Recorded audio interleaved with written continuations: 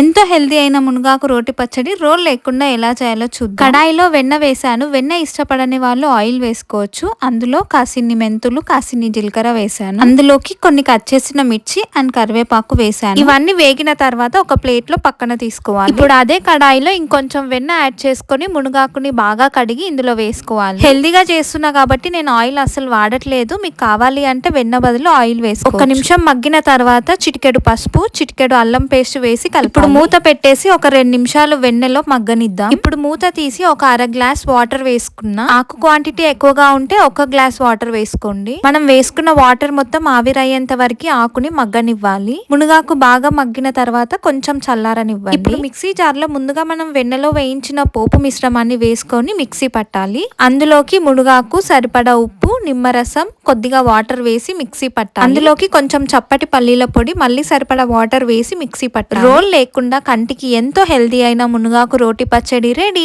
ఇలాంటి healthy recipes కోసం మన ఛానల్ ని సబ్స్క్రైబ్ చేసుకోండి.